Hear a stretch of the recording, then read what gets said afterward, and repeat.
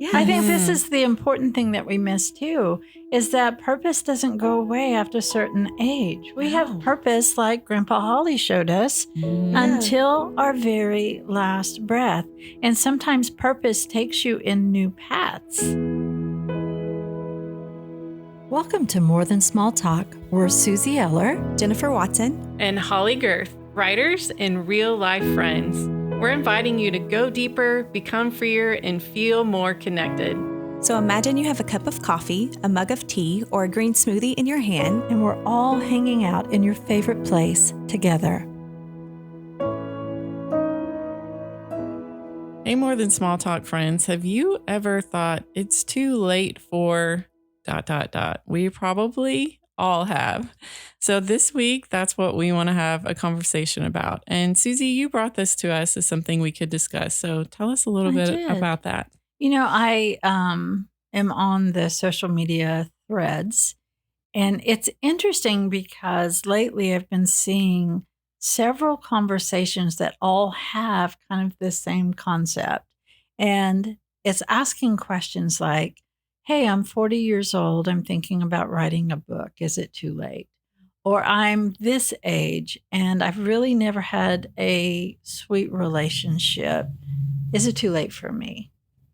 Or I want to go back to school, or I want to start a new job, whatever it is. And the theme is it too late for me? So the question I have today, has anyone ever told you it's too late for you to do something?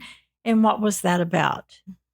You know, I was, I was young, I was in ministry, and I had said something to an older lady, you know, about wanting to try this different path. And she said it was too late. And then, I felt so defeated. And now when I look back at how young I was, it's never, ever, ever too late to try something new, to step in a new direction. But it really, I was feeling defeated. And then I met another lady she was 75 and she had just started piano lessons. And so I'm like, that's what I'm going to do. Keep doing that. Because she was still curious and learning. And that was such a good example for me. At 24, to know, as long as we're staying curious and keep learning, it's going to be okay. But we do have those things where we say, oh, it's too late, or I'm too old, or, and that's crazy, or I'm too young. That was the thing that you said back in the day. But now it's just different. But I think people are wrestling with that whole thought. Yeah. So Richard wanted to go back to school. He was in his late 40s, and we had a family member, well-meaning, who loved us well, but who pulled us aside and said, do you realize what this is going to take? You're going to have to go back to school, not just to finish this part of your degree, but then you're going to have your master's. You're also going to have to do all of your supervisory hours. Do you not realize how old you are? And I remember saying out loud, but isn't he going to hit that age anyway? Why not hit that age with the degree and the supervisory hours that he wants? Mm-hmm. Why is that a thing? And the thing is, and it makes me question, why did this woman tell you that? Why did this? I think it was out of concern, but I'm just why would you look at somebody straight in the face and say, nah, it's too late. You can't do that. I mean, what's behind that? I don't know. And I think it's a choice we all make, because I was trying to think if someone had said it's too late, and I can't think of anything, but I think part of that is because of my grandpa. Oh, yeah. Poppy Holly.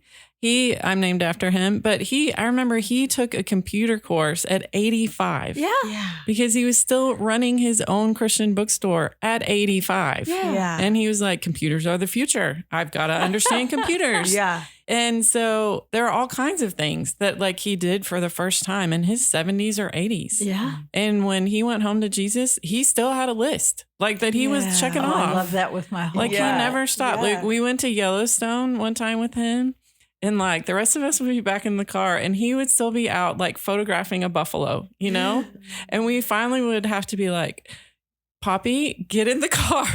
And I feel like that's what happened when he went home to Jesus, that Jesus was finally like, Holly Brookshire, get in the car. Like, you know, but I thought like, that's how I want to live. And so I think watching that has just made me think like, it's never too late. It's not. And I wonder if it's because in our culture, we tend to think the value of something is in the outcome of it rather than the process. Oh, that's good.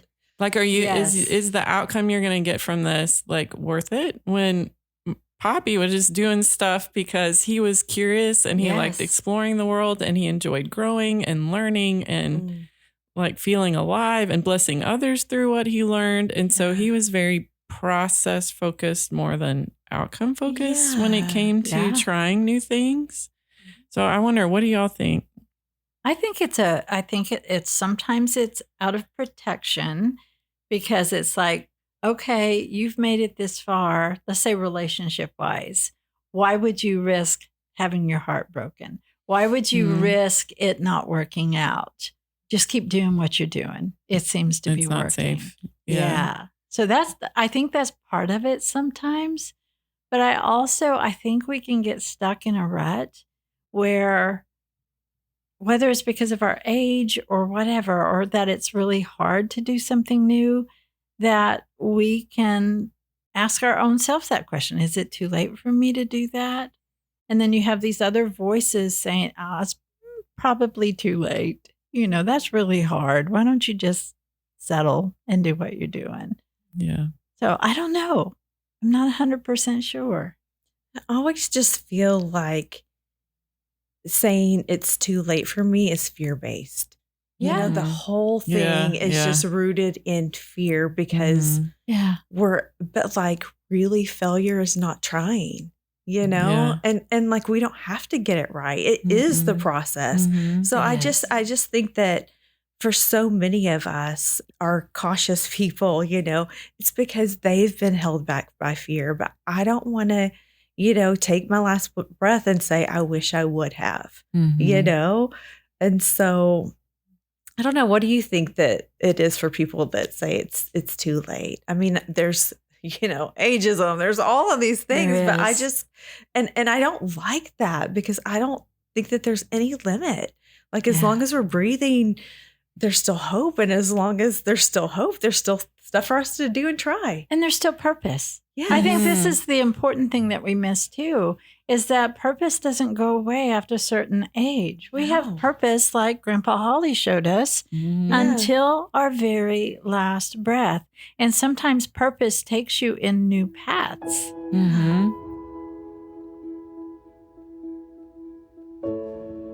Speaking of it's not too late, 25 years ago, I knew that I wanted to write a novel. And here I found myself 15 nonfiction books later, finally starting that journey. If you are looking for a good summer read, I would love to introduce you to Generous Orchid. You can find this novel set in China during the Boxer Revolution, the story of two women who forge a friendship through a rebellion, through times that are hard. You can find this at Amazon.com. The book is Generous Orchid. And now back to our conversation. Yeah, absolutely. And a quality he had, and that is honestly one of my favorite qualities in people, is he was endlessly curious. Yeah. And I love people who are curious because there's such a humility about it and an openness and a growth orientation. And unfortunately, sometimes I watch as people get older, they become more closed. And I think it takes great courage to stay open for a lifetime, to not say, well, that's the way it's always been, so that's the way it needs to always be, to keep adapting to the changes in the world, like my grandpa with, well, computers are the future, I got to learn. Versus, I hate computers, I like typewriters. Like those are two different mindsets. So I think part of it too is intentionally cultivating curiosity in ourselves and not losing that. It's childlike, right? Mhm. Like I almost think that's part of what Jesus meant when he said we're to have childlike faith. Children are endlessly curious. They like are. they want to know why. What about this? What about that? I want to explore. Ladybug is fascinating for an hour. And I think protecting that as something really beautiful and powerful for a lifetime is, Mhm. I don't know. I think there's really significant about it. Yeah. And I think the learning curve is also can be a hindrance. It's like, okay, if I put myself out there, I'm going to have to learn new things. I'm going to have to learn ways to adapt in new situations and with new people. And that can be intimidating as well. I think we can say I'm too old to be a beginner. Mm-hmm. I have had that thought. Like when some Yeah. new social media, something comes out or whatever, I'm like, I'm too old to be a beginner. I should know what I'm doing by now. Yeah. And so again, I think, having the humility to say, like, we get to be beginners for our whole lives. And that's actually a gift. Yeah. Or even saying it out loud to yourself. I'm a beginner at this. I'm going to make mistakes. There's a lot of things I don't know yet, but I begin to anticipate it. We talked about this a long time ago, but I remember the story, and I heard it with it's either Bema or Bama podcast.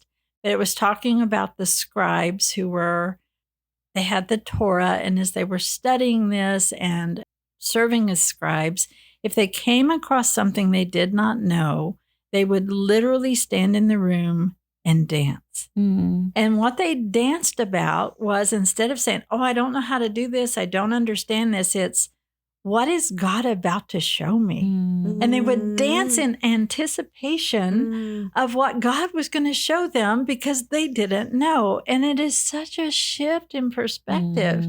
God, what is it in this new adventure? Because it's not too late, because if you're in it and I'm in it with you, that's all that I need. But what are you about to show me about myself, about others, about the purpose over my life? What is it that you're going to show me? Yeah, I love that perspective. Yeah. And I think that I remember listening to a podcast where the host had people call in with advice for graduates, and a neuroscientist called in. And his advice was make peace with confusion and frustration. Because he said, when you're creating new neural pathways, the first phase is always confusion and frustration. Yeah. So that's when many of us have decided we picked the wrong path. We can't do this. We need to backtrack and stay where it's safe. And so it was just liberating to me to hear, like, that is normal. Yeah. And if you want to grow or master anything new, expect confusion and frustration and see it as a sign that you're making progress, not that you're failing. And that was just really freeing to me. Yeah. I'm a writing coach. And so one of the things that I do with my writers is, especially my perfectionist, is I say, this is the assignment. I want you to put a timer on for 20 minutes, and I want you to write, and I want you to let it take you wherever it's going to go. And this is the only caveat. You don't get to edit. Yeah. You don't get to go back and correct grammar. You don't stop to reshape a sentence, literally. And I have some writers that will balk at that and say, I can't do that. Yes, you can. Yeah. Yes, you can. Because when we take those parameters off and we give ourselves permission to be messy and raw and get the rough draft out of us, let it be birthed out of us, it is going to be messy. Yeah. But can you imagine trying to give birth and you just keep, this is going to be pushing that baby back in. Listener warning. Until that baby is fully clothed, fully dressed, fully prepared and ready for the world. But that's what we do sometimes is we don't give ourselves permission. I know that was good. But yes, just let this beautiful creation come out raw, messy, vulnerable. Yeah. And then you have permission to begin to shape and edit it. Yeah.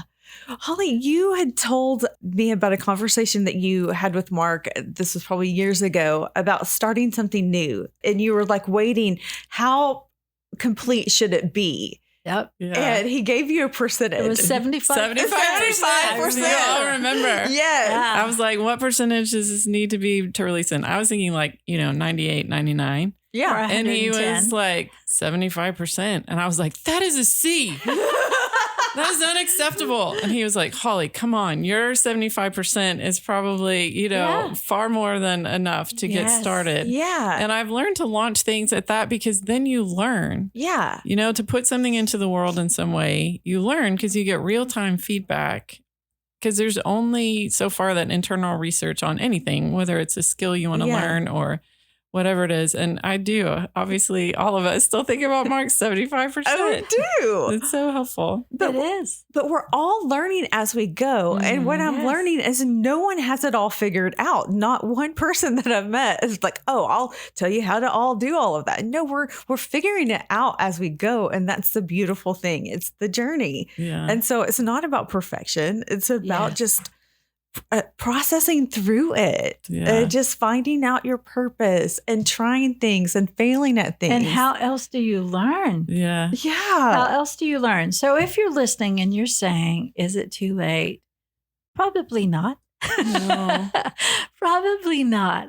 And that's exciting. So shift that perspective from, oh, it's going to be hard. Oh, there's going to be a learning curve. Oh, people are going to have to say something about this. Instead, get out of your chair and start dancing Yeah. and ask this question: what is God trying to give me? And what is God trying to show me?